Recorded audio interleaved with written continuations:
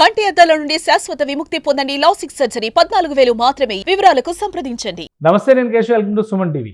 ఆంధ్రప్రదేశ్లో రాజకీయ సమీకరణలు చకచకా మారుతున్న సందర్భాలు చాలా కనిపిస్తున్నాయి. అదే క్రమంలో జనసేన పార్టీ వ్యూహాత్మకంగా అన్ని జిల్లాల్లో బలపడేటువంటి ప్రయత్నాలు, ముఖ్యంగా గోదావరి జిల్లాలో తనదైన శైలిలో పట్టు బిగించేటువంటి ప్రయత్నాలు జరుగుతున్నాయి.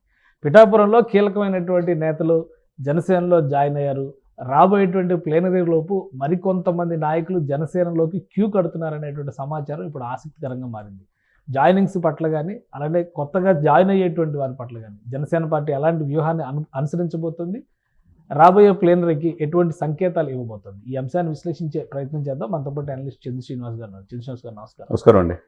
చాలా రోజుల నుంచి జాయినింగ్స్ మీద చాలా చర్చ జరిగింది, కానీ ఇప్పుడు పిఠాపురం నుంచి మొదలైనట్టు ఉంది మళ్ళీ పరంపర. ఎందుకంటే మన మధ్య కొంతమంది కార్పొరేటర్లు వీళ్ళు పార్టీలు మారడాలు ఇవన్నీ సహజంగా జరుగుతుంది. బట్ పిఠాపురం ప్లేనరీ అనేసరికి పిఠాపురంలో కూడా నాయకత్వంలో పటిష్టం చేసేటువంటి వ్యూహం, అందులో భాగంగా జాయినింగ్స్, తర్వాత ఇంకా లిస్టు పెరుగుతుంది అంటారు. పెండెం దొరబాబు జాయిన్ అయ్యారు. ఎలా జరిగింది కార్యక్రమం, ఏంటి విశేషాలు? ఓకే, ఓవరాల్గా మీరు చెప్పిన పోద్కత్తులో స్టార్టింగ్లో అండి ఎప్పుడు లేని విధంగా జనసేన సంస్థాగతంగా పూర్తి దృష్టి పెట్టినట్టు కనపడుతుంది.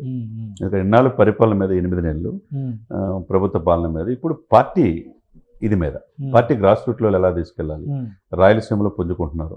మన తిరుపతి కానీ చూసాం, ఒంగోలు కానీ చూసాం, వైసీపీ కార్పొరేటర్ అందరూ లాగేసేస్తున్నారు.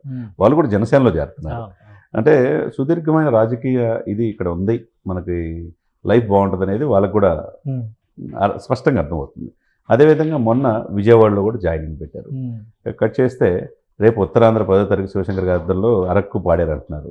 ఇప్పుడు పిఠాపురం ఇందుగలడు అందు లేదన్నట్టుగా అన్ని ప్రాంతాల్లో ఉత్తరాంధ్ర, రాయలసీమ, కోస్తాల్లో జనసేన పుంజుకున్నట్టుగా స్పష్టంగా కనపడుతుంది. లేకపోతే పార్టీ అధినేతగా ఆయన గెలిపించిన పిఠాపురం పెండెం దొరబాబు గతంలో 2 సార్లు ఎమ్మెల్యే.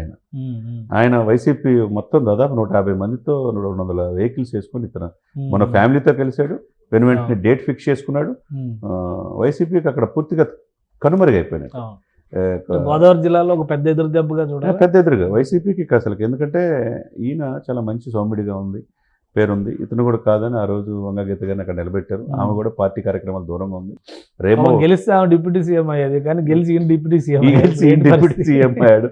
అంతకు మించి పొజిషన్లో ఉన్నాడు. సరే, ఆమె కూడా రేపు మాపు జనసేన వైపు చూస్తుందని జనసేనలోకి వచ్చేస్తుంది అని అంటున్నారు. మరి ఇకపోతే ఏంటంటే పిఠాపురం సభకు అంటే జనసేనలోకి పిఠాపురంలో ఉన్న నాయకత్వం అంతా వచ్చేస్తే వైసీపీలో ఎవరు మిగులుతారు? ఇంకేం లేదు, ఖాళీ అయిపోయింది అనుకోండి. ఎందుకంటే అక్కడ ఆ పార్టీ వైపు నిలబడే వాళ్ళు ఎవరు లేరు. ఇప్పుడు ఉన్న కొద్ది గొప్ప దొరబాబు గారితో నిన్న క్లియర్ అయిపోయింది.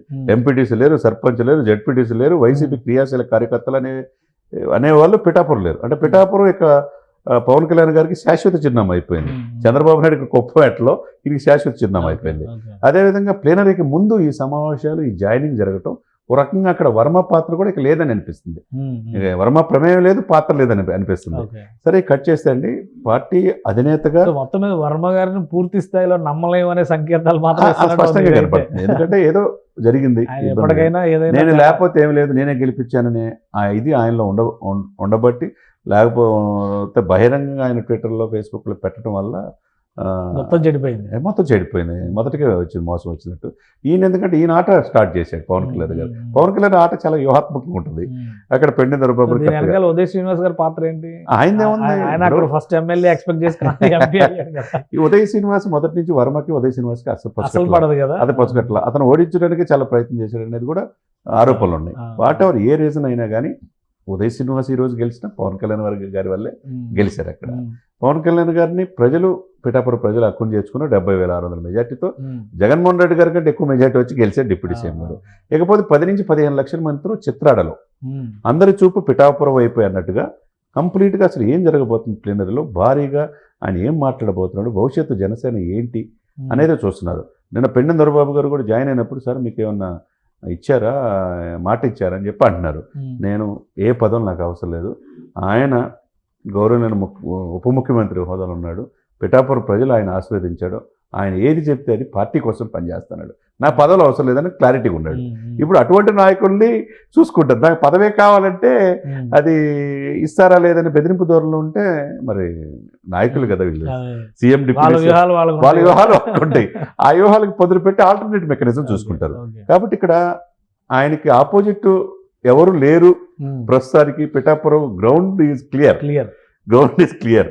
ఆయన హెలిప్యాడ్ చేసుకోవడానికి గొల్లప్రోల్లో అక్కడ హెలిప్యాడ్ పెట్టుకున్నాడు, అదొకటి చేసుకున్నాడు. సొంతగా 15 ఎకరాలు తీసుకున్నాడు, ఇల్లు కట్టుకున్నాడు, ఇక్కడే ఉంటాడని నమ్మకం అక్కడ ప్రజల్లో కలిగించాడు. చివరికి ప్లేనరీ కూడా 12 సంవత్సరాల తర్వాత అక్కడ చిత్రాడలో పిఠాపురంలో చేస్తున్నాడంటే ఆయన భవిష్యత్తు ఏ విధంగా పిఠాపురం వేదికగా తీర్చిదిద్దుతున్నాడో స్పష్టమైన అవగాహనతో పవన్ కళ్యాణ్ గారు వెళ్తున్నారు అనేది దీన్ని బట్టి మనకు సో మార్చ్ 14th ఇంకా మ్యాజిక్స్ చూస్తాం. నెక్స్ట్ ఇంకా అద్భుతాలు ఇంకా చాలా జరగబోతుంది. రైట్, థ్యాంక్ యూ చంద్రశేఖర్ గారు. ఇది పిఠాపురం పైన ఒక వ్యూహాత్మకమైనటువంటి ఎత్తుగడ జనసేన అధినేత అనుసరిస్తున్నారు. ఆ క్రమంలోనే పెద్ద ఎత్తున జాయినింగ్స్ జరిగాయి. అలానే కూటమికి సంబంధించి పార్టీలను బలోపేతం చేసేటువంటి వ్యూహం ఏ పార్టీకి ఆ పార్టీ అనుసరిస్తూనే ఉంది. జనసేన కూడా ప్రాంతాల వారీగా తనదైన శైలిలో సంస్థాగత నిర్మాణం పైన ఫోకస్ పెట్టిందని చంద్రశ్రీనివాస్ గారు విశ్లేషిస్తున్నారు. ఇక ప్లేనరీ లోపు ఇలాంటివి మరికొన్ని జరిగేటువంటి అవకాశం కూడా ఉందని విశ్లేషిస్తున్నారు. మరీ ముఖ్యంగా పిఠాపురంలో పవన్ కళ్యాణ్ పైన పోటీ చేసిన వంగ గీత కూడా జనసేన తీర్థం పుచ్చుకున్నా ఆశ్చర్యపోవాల్సిన అవసరం లేదని ఆయన విశ్లేషిస్తున్నారు. ఇది special discussion. Keep watching. Suman టీవీలో మీ పర్సనల్ అండ్ బిజినెస్ ప్రమోషన్స్ కోసం కింది నెంబర్కి కాంటాక్ట్ చేయండి.